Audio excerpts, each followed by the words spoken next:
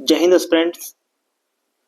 आज हम लोग बहुत ही इम्पोर्टेंट टॉपिक को डिस्कस करेंगे। जैसा कि आप लोगों ने सुना होगा कि डीआरडीओ ने क्या किया है, एक बहुत बड़ा अचीवमेंट जो है गेन किया है। वो अचीवमेंट कुछ इस प्रकार से है कि डीआरडीओ ने अनाउंस किया है। डीआरडीओ आप जानते हैं, डीआरडीओ के बारे में आपको पता होगा।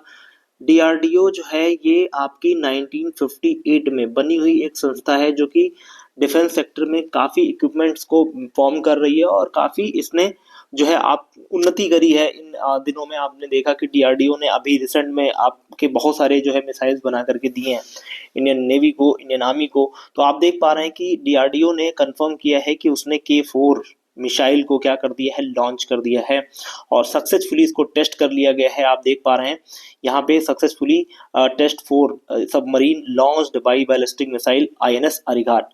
तो आप देखेंगे, आपको पता है कि भारत के पास दो जो है आपकी क्या है, न्यूक्लियर वॉरहेड से लैस पनडुब्बी है या सबमरीन है, जिसमें एक आपकी आती है आईएनएस अरिहंत, लिख लीजिएगा आईएनएस अरिहंत, और आप जानते हैं दूसरी जो है वो है आईएनएस अरिघात। तो आईएनएस अरिघात और आईएनएस अरिहंत दो आपकी अभी कमीशन है, अभी वर्किंग में है। तो अरिघात, तो आप देखिए इसमें आप देख पा रहे हैं कि जो ये दो हैं, इनमें से आईएनएस अरिघात से इसको सक्सेसफुली लॉन्च किया गया है। अब ये मिसाइल किस तरीके से वर्क करेगी, आईएनएस अरिघात से सेकेंड अरिहंत क्लास सबमरीन है, आप देख पा रहे हैं, और ये आपकी बैलिस्टिक मिसाइल है। तो दो प्रकार की मिसाइलों के बारे में मैंने आपको डिस्कस किया था जब पढ़ाया था इसके जो बेसिक्स को। तो बताया था कि दो प्रकार की मिसाइलें होती हैं, उनमें से एक होती है क्रूज मिसाइल और एक होती है बैलिस्टिक मिसाइल। आप यहाँ पर देख सकते हैं कि क्रूज मिसाइल किस तरीके से वर्क करती है और बैलिस्टिक मिसाइल किस तरीके से वर्क करती है। क्रूज मिसाइल और बैलिस्टिक मिसाइल में एक अंतर होता है। क्रूज मिसाइल इस तरीके से आपकी जाएगी, फिर ये यहाँ से लिफ्ट करेगी और आप देख पा रहे हैं इस तरीके से अपने टारगेट को हिट कर देगी। यानी ये इस तरीके से जाएगी और इस तरीके से मुड़ जाएगी और मुड़ करके लिफ्ट करके अपने टारगेट को हिट कर देगी। लेकिन जो आपकी बैलिस्टिक मिसाइल होगी, ये तो क्रूज मिसाइल की बात हो गई।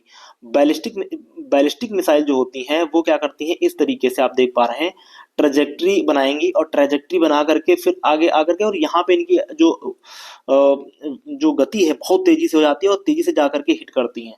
तो यही अंतर होता है बेसिकली बैलिस्टिक मिसाइल। और आप देखेंगे ये बेसिकली जो होते हैं, ये जो इनका रीजन होता है ना, ये एग्जोस्फीयर में जा करके फिर राउंड करते हैं। ऐसे एग्जोस्फीयर में आपको मैंने बताया था, आपके जो ये होते हैं वो होते हैं ग्रुप, आपने लेयर देखी होंगी EMIST के बारे में मैंने बताया था आपको, ठीक है। तो ट्रोपोस्फेयर से इनको लॉन्च किया गया, फिर स्ट्रेटोस्फेयर, आयनोस्फेयर, फिर मेसोस्फेयर, फिर एक्सोस्फेयर। ये एक्सोस्फेयर में जा करके फिर नीचे आकर के आपकी हिट करती हैं।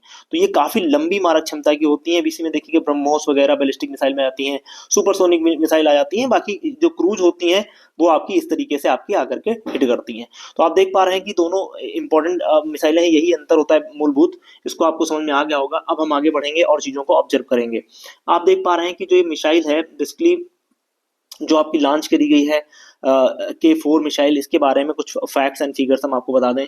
ये आपकी इंटरमीडिएट रेंज की है, यानी 3500 किलोमीटर के आसपास ये क्या करेगी, हिट करेगी, जा सकेगी। और इसकी जद में आप देखेंगे बीजिंग से लेकर के रियाद, इधर आप देखेंगे ईरान तक पूरा कवर करेगी। तो आप देख पा रहे हैं 3500 किलोमीटर वॉर हेड ले जा करके ये 3500 किलोमीटर तक ये जा सकती है। और इसका जो वजन है वो 2000 केजी है, यानी 2 टन के आसपास है। तो ये आप देख पा रहे हैं इसका जो वजन, यहाँ पर जो है न्यूक्लियर भर के आप इसको राउंड जो है कर सकते हैं, वॉर कर सकते हैं। तो इस तरीके से देख पा रहे हैं इसका इतना वजन है। अब इसको डेवलप किया गया है डीआरडीओ के द्वारा। और आप जान रहे हैं इसको के4 क्यों कह रहे हैं, क्योंकि के का मतलब यहाँ पर ये ट्रिब्यूट करता है किसको, ये ट्रिब्यूट करता है, ये ट्रिब्यूट करता है कलाम सर को। तो के का मतलब यहाँ पे कलाम है और के ये आपकी मिसाइल इस तरीके से वर्क करेगी। तो अब आप एक पॉइंट याद रखिएगा, सबमरीन की जब बात आती है तो सबमरीन में मैंने यहाँ पे डिस्कस किया है कुछ पॉइंट्स एंड फिगर्स, उनको आप देख लीजिएगा। वो पॉइंट्स ये हैं कि जब आप सबमरीन की बात करते हैं, ठीक है, तो सबमरीन मैंने अभी बताया आपको दो प्रकार की सबमरीन है, दो प्रकार की होती हैं। एक होती हैं जो डीजल से चलती हैं, एक होती है जो न्यूक्लियर से चलती हैं। तो न्यूक्लियर से चलने वाली दो हैं, मैंने अभी आपको बताया आईएनएस अरिहंत, आईएनएस अरिघाट। और तीसरी एक और आने वाली है जो 2026 में मोस्ट प्रोबेबली आ जाएगी, जिसका नाम होगा आईएनएस, नोट कर लीजिएगा आईएनएस। और इसका नाम होगा जो है बहुत ही इंपॉर्टेंट है ये, इसका नाम जो रखने वाले हैं वो है लिख लीजिएगा अरिदमन। तो INS अर्दमन आने वाली है 2026 में। और आपको पता है ये जो K4 है, इसके पहले K15 हमारे पास है जिसको सागरिका कहते हैं, और उसकी जो मारक क्षमता थी वो 1500 किलोमीटर थी, ठीक है। उसके बाद आपकी K4 आ चुकी है, आपने देख ही लिया 3500 किलोमीटर की रेंज में ये मारक क्षमता इसकी रहेगी। और इसके बाद K5 आने वाली है, K5 और K6 है ना। K5 जो है वो होगी 5000 kilometre, 5000 kilometre intercontinental ballistic missile होगी। और ये आपकी K6 जो है वो कितनी होगी आपकी, ये होगी आपकी जो है 6000 किलोमीटर मारक क्षमता। तो आप देख रहे हैं ये इतना लंबा इसका रेंज होगा। तो ये DRDO ने काफी बड़ा एक कीर्तिमान आपका हासिल किया है। अब बात आती है कि ये जो सबमरीन है, न्यूक्लियर सबमरीन इतनी बेहतरीन क्यों होती है?